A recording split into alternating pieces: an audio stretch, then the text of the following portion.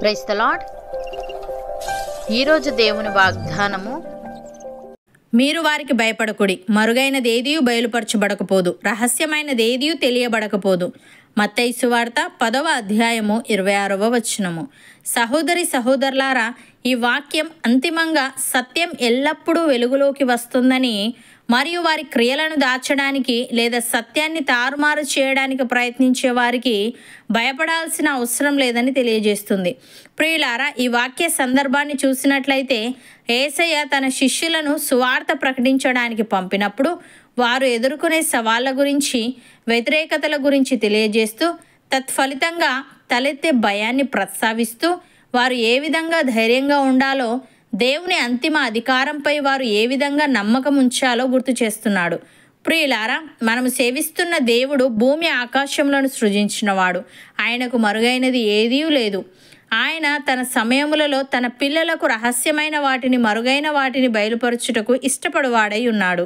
గనుక ప్రతి విషయాన్ని ఆయన మనకు తెలియజేస్తాడని, అంధకారంలో ఉన్న ప్రతి సత్యాన్ని ఆయన వెలుగులోనికి తెస్తాడని ఎరిగి ఆయన పిల్లలమైన మనము ధైర్యంగా జీవించవలసిన వారమై ఉన్నాము. యేసయ్య ఈ విధంగా అంటున్నాడు, ఎవడు దీపము ముట్టించి పాత్రతో కప్పివేయడు, మంచము క్రింద పెట్టడు గాని లోపలికి వచ్చి వారికి వెలుగు అగపడవలనని దీపస్తంభము మీద దానిని పెట్టును. తేటపరచబడని రహస్యం ఏదీ లేదు, తెలియజేయబడకయు బయలుపడకయు నుండి మరుగైనది ఏదీ లేదు. కలిగిన వానికి ఇయ్యబడును, లేనివాని యొద్ద నుండి తనకు కలదని అనుకొనున్నది కూడా తీసివేయబడును. గనుక మీరేలాగు వినుచున్నారో చూచుకొనుడి అని. ప్రియులారా, మనం ఇక మీదట పసిపిల్లలమై ఉండి మనుషుల మాయోపాయముల చేత వంచనతోనూ తప్పు మార్గమునకు లాగు కుయుక్తితోనూ గాలికి కొట్టుకొని పోవునట్లు కల్పింపబడిన ప్రతి ఉపదేశమునకు ఇటు అటు కొట్టుకొని పోవచ్చు.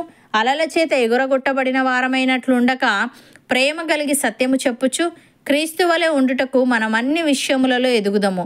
అపోస్తలుడైన పౌలు ఈ విధంగా అంటున్నాడు, మనము తన ఎదుట పరిశుద్ధులమును నిర్దోషులమునై ఉండవలనని జగత్తు పునాది వేయబడక మునుపే ప్రేమ చేత ఆయన క్రీస్తులో మనలను ఏర్పరచుకొనెను. దేవుని కృపామహదైశ్వర్యమును బట్టి ఆ ప్రియుని యందు ఆయన రక్తము వలన మనకు విమోచనము, అనగా మన అపరాధములకు క్షమాపణ మనకు కలిగి ఉన్నది. కాలము సంపూర్ణమైనప్పుడు జరగవలసిన ఏర్పాటును బట్టి ఆయన తన దయా సంకల్పము చొప్పున తన చిత్తమును గూర్చిన మర్మమును మనకు తెలియజేసి మనకు సంపూర్ణమైన జ్ఞాన వివేచన కలుగుటకు ఆ కృపను మన ఎడల విస్తరింపజేసెను అని.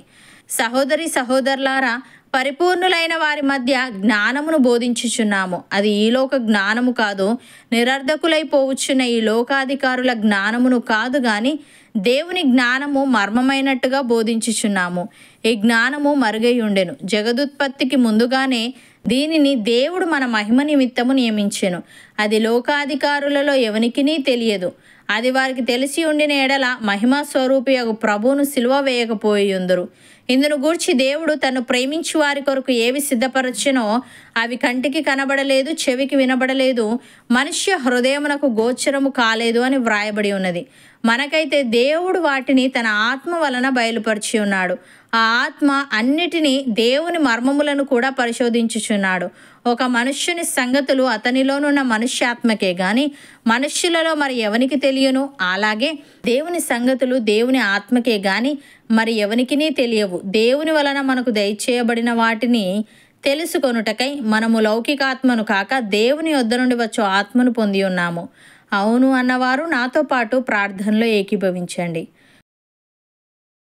పరిశుద్ధుడా, ప్రేమగల తండ్రి, మరుగైనదేదియు బయలుపరచబడకపోదని, రహస్యమైనదేదియు తెలియబడకపోదని నీ శిష్యులైన వారు నీ అంతిమ అధికారంపై నమ్మకముంచి ధైర్యంగా ఉండాలని నీవు తెలియజేశావు. తండ్రి, నీకు స్తుతులు.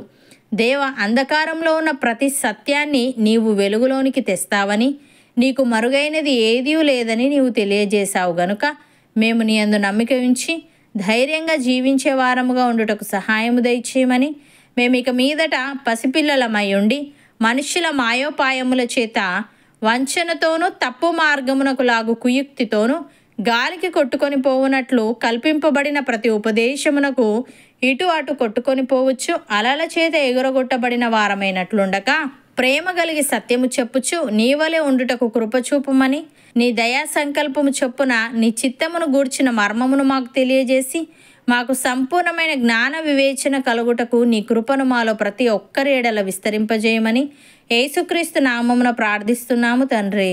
ఆమెన్.